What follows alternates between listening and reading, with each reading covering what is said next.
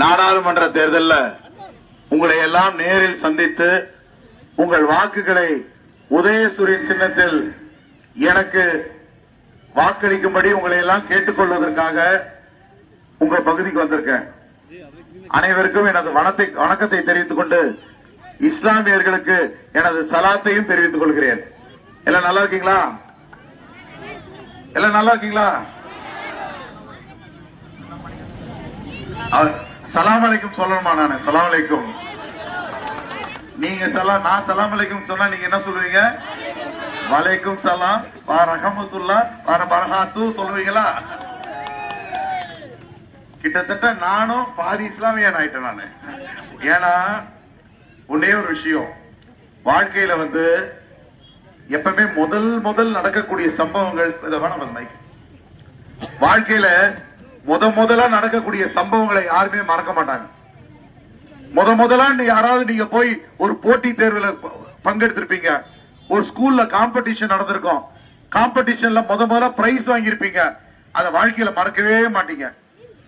முதலா ஒரு போட்டியில கலந்துட்டு தோல்வி அடைஞ்சிருப்பீங்க, அதையும் மறக்க மாட்டீங்க.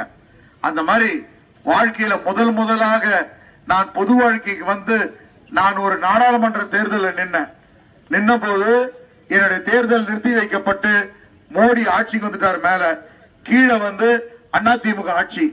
எல்லாரும் சொன்னாங்க கதிரானந்த் ஜெயிக்க மாட்டான்னு சொன்னாங்க.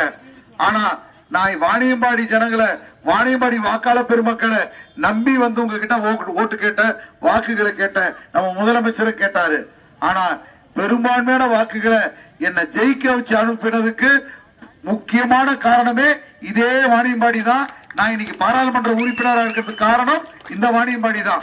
அதனால என்னைக்கு என்ன ஒரு மனுஷனா மதிச்சு பார்லிமெண்ட்டுக்கு போகிறதுக்கு ஓட்டு போட்டு அனுப்பிச்சீங்களோ, வாழ்க்கையில என்னைக்குமே நான் மறக்க மாட்டேன். என் உடம்புல ஓடுறது பாதி இந்து ரத்தமா இருந்தாலும் பாதி என்னை வாழ வைத்த தெய்வங்களாக இருக்கக்கூடிய இஸ்லாம் ரத்தமும் என் உடம்புல ஓடுது. ஆகையால என்றென்றும் நான் உங்களுக்கு கடமைப்பட்டவனாக இருப்பேன்.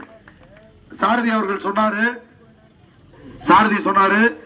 இதே ஊருக்கு நாங்க வாக்குகளை கேட்டு வரும்போது நீண்ட நாள் பிரச்சனை என்ன தெரியுமா? வாணியம்பாடி கோவிந்தாபுரம் நிர்வாக அலுவலர் விஏஓ அலுவலர் மலை அடிவாரத்தில் இருந்தது. மக்கள் போக்குவரத்தே இல்லாத இடத்துல இயங்கிட்டு இருந்தது. இதை யாருமே யூஸ் பண்ண முடியாம இருந்தது. மக்கள் நலனை கருதி நியூ டவுன் செல்வ விநாயகர் பகுதியில புதிய கட்டடம் கட்டப்பட்டு வருகிறது. கிட்டத்தட்ட 15 லட்சம் ரூபாயில இது பாராளுமன்ற உறுப்பினர் என்னோட நிதியிலிருந்து நான் கொடுத்து நான் செஞ்சுக்கிட்டு இருக்கிறது. இதுக்கு காரணம் நம்ம தென்னரசு. என்ன உயிரெடுத்து வாங்கிட்டாரு, செய்யினாரு. தென்னரசு கேட்டு எதுவும் செய்யாம இருக்க மாட்டேன். அதே மாதிரி அவரும் சொன்ன மாதிரி என்கிட்ட வண்டி ஏறமா சொன்னாரு, ஆனா மொத்த ஓட்டும் நாங்க திமுக தாங்க, உங்களுக்கு தான் ஓட்டு போடுவோம் சொன்னாரு. அப்படியா? எல்லாம் சூரியனாங்க, எல்லாம் உதயசூரியன் தானா? நன்றி. 10 வருஷமா மோடி ஆட்சி பண்ணிட்டு இருக்காரு. 10 வருஷமா மோடி ஆட்சியில என்ன சாதிச்சாருன்னா, விலைவாசி ஏறினது மட்டும் தான் சாத்தியம். 400 ரூபாய் இருந்த சிலிண்டர் இன்னைக்கு 1200 ரூபாய். தங்க விலை 20,000, 30,000, 40,000 இருந்தது, இன்னைக்கு 53,500 ரூபாய் தங்க விலை. பெட்ரோல் விலை, டீசல் விலை, இன்னைக்கு பெட்ரோலோட விலை 100 ரூபாய்க்கு மேல. நாங்க இதெல்லாம் போய் மோடி கிட்ட கேட்டோம், இதெல்லாம் நீங்க இந்த மாதிரி இருக்கு, இதெல்லாம் நியாயமானு கேட்டோம். மோடி சொல்லிட்டாரு, என்னால எந்த விலைவாசியுமே குறைக்க முடியாதுன்னு சொல்லிட்டாரு. அதனால என்ன பிரச்சனை? மக்கள் தான் கஷ்டப்படுறாங்க.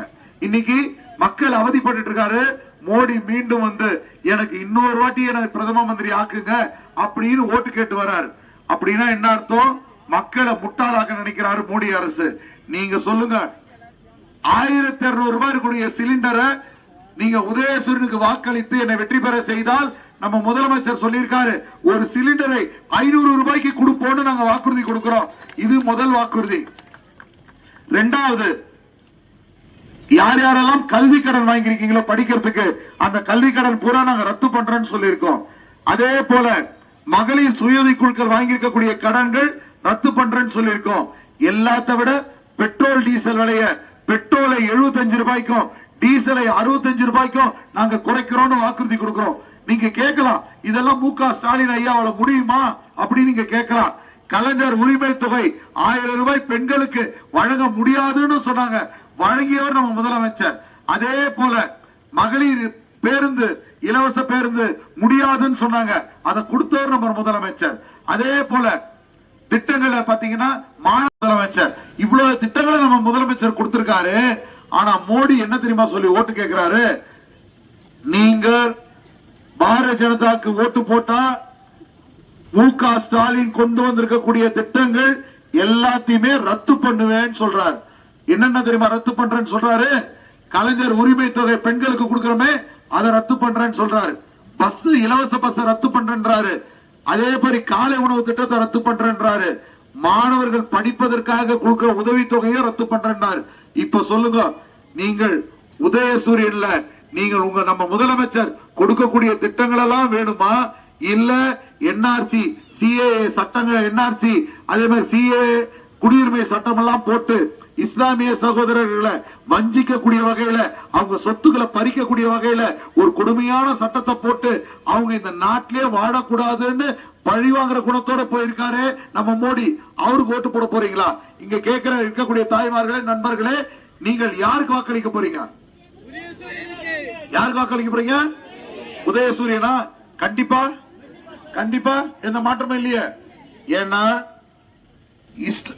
இந்துக்களை கூட மோடி அவர்கள் ஒரு மாதிரியா பார்த்தாரு, அதுலயும் சிறுபான்மையர் இருக்கவங்க கிறிஸ்டியன்ஸ் ஒரு மாதிரி பாக்குறாரு.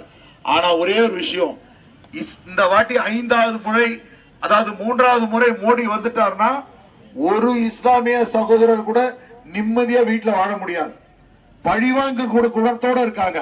அதனால அவங்க ஆட்சிக்கு வந்தாருன்னா சிறுபான்மையர் இந்த இந்தியாவில் வாழக்கூடாதுன்னு சொல்றாங்க.